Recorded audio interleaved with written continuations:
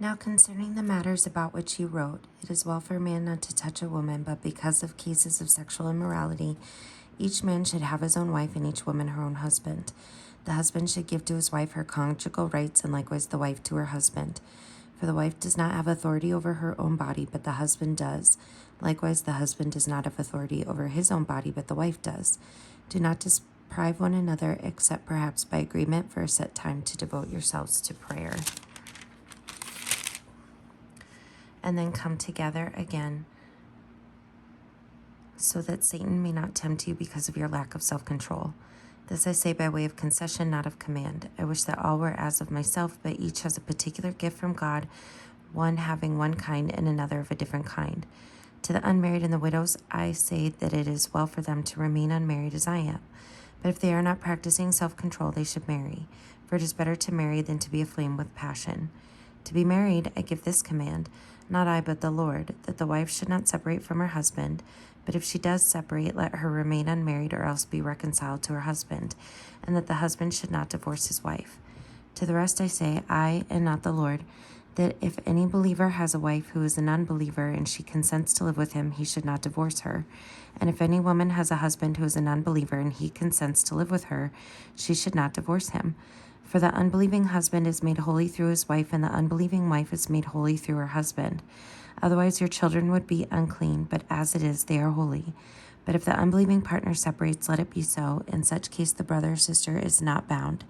It is to peace that God has called you. Wife, for all you know, you might save your husband. Husband, for all you know, you might save your wife.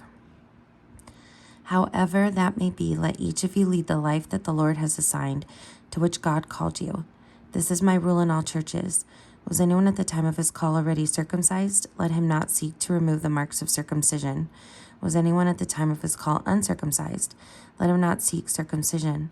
Circumcision is nothing and uncircumcision is nothing, but obeying the commandments of God is everything.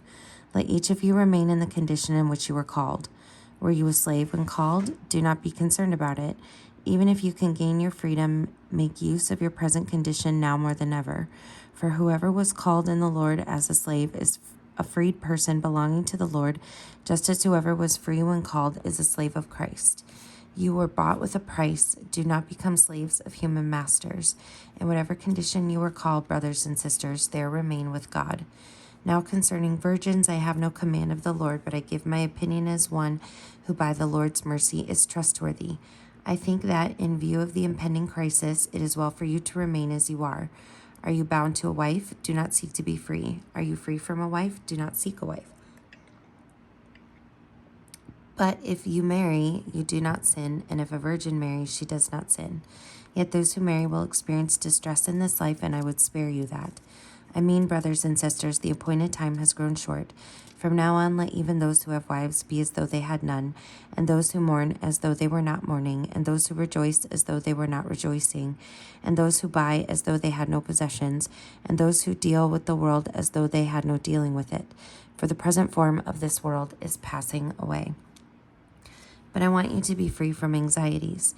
The unmarried man is anxious about the affairs of the Lord, how to please the Lord, but the married man is anxious about the affairs of the world, how to please his wife, and his interests are divided.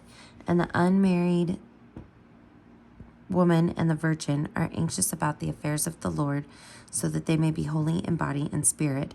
But the married woman is anxious about the affairs of the world and how to please her husband. I say this for your own benefit, not to put any restraint upon you, but to promise good order and unhindered devotion to the Lord. If anyone thinks that he is not behaving properly towards his fiancée, if his passions are strong, and so it has to be, let him marry as he wishes. It is no sin. Let them marry, but if someone stands firm in his resolve, being under no necessity, but having his own desire under control, and has determined in his own mind to keep her as his fiancée, he will do well. So then he who marries his fiancée does well, and he who refrains from marriage will do better. A wife is bound as long as her husband lives, but if the husband dies, she is free to marry anyone she wishes, only in the Lord. But in my judgment, she is more blessed if she remains as she is, and I think that I too have the Spirit of God. Now concerning food sacrificed to idols. We know that all of us possess knowledge. Knowledge puffs up, but love builds up.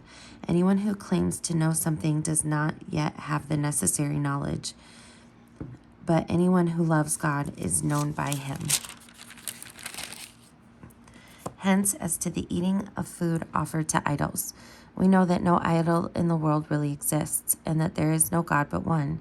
Indeed, even though there may be so-called gods in heaven and on earth, as in fact there are many gods and many lords, yet for us there is one God the Father, from whom are all the things and for whom we exist, and one Lord Jesus Christ, through whom are all things and through whom we exist. It is not everyone, however, who has this knowledge. Since some have become so accustomed to idols until now, they still think of the food they eat as food offered to an idol, and their conscience, being weak, is defiled. Food will not bring us close to God. We are no worse off if we do not eat, and no better off if we do. But take care that this liberty of yours does not somehow become a stumbling block to the weak.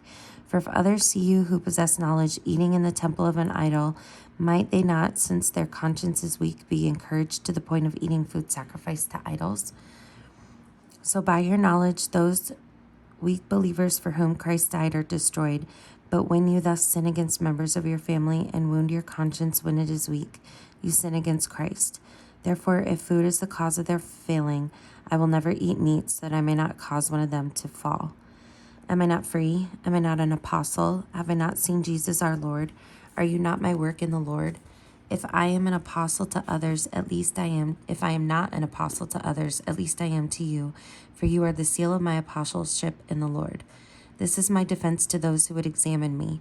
Do we not have the right to our food and drink? Do we not have the right to be accompanied by a believing wife, as do other apostles and the brothers of the Lord and Kepha? Or is it only Barnabas and I who have no right to refrain from working for a living? Who at any time pays the expense for doing military service? Who plants a vineyard and does not eat any of its fruit? Or who tends a flock and does not get any of its milk? Do I say this on human authority? Does not the law also say the same? For it is written in the law of Moses, you shall not muzzle an ox while it is treading out the grain. It is for the oxen that God is it for the oxen that God is concerned? Or does he not speak entirely for our sake? It was indeed written for our sake, for whoever plows should plow in hope, and whoever threshes should thresh in hope of a share in the crop. If we have sown spiritual good among you, is it too much if we reap your material benefits? If others share this rightful claim on you, do we not still more? Nevertheless, we have not made use of this right, but we endure anything rather than put an obstacle in the way of the gospel of Christ. Do you not know that those who are employed in the temple service get their food from the temple, and those who serve at the altar share in what is sacrificed on the altar? In the same way, the Lord commanded that those who proclaim the gospel should get their living by the gospel. But I have made no use of any of these rights, nor am I writing this so that they may be applied in my case. Indeed, I would rather die than that. No one will deprive me of my ground for boasting. If I proclaim the gospel, this gives me no ground for boasting, for an obligation is laid on me, and woe to me if I do not proclaim the gospel. For if I do this of my own will, I have a reward. But if not my own will, I am entrusted with a commission. What then is my reward? Just this, that in my proclamation I may make the gospel free of charge, so as not to make full use of my rights in the gospel. For though I am free with respect to all, I have made myself a slave to all, so that I might win more of them. To the Jews I became as a Jew in order to win Jews. To those under the law I became as one under the law, though I myself am not under the law, so that I might win those under the law. To those outside the law I became as one outside the law, though I am not free from God's law, but am under Christ's law, so that I might win those outside the law. To the weak I became weak, so that I might win the weak. I have become all things to all people, so that I might by all means save some. I do it all for the sake of the gospel, so that I may share in its blessing. Do you not know that in the race the runners all compete, but only one receives the prize? Run in such a way that you may win it. Athletes exercise self-control in all things. They do it to receive a perishable wreath, but we are an imperishable one. So I do not run aimlessly, nor do I box as though beating the air, but I punish my body and enslave it, so that after proclaiming to others, I myself should not be disqualified.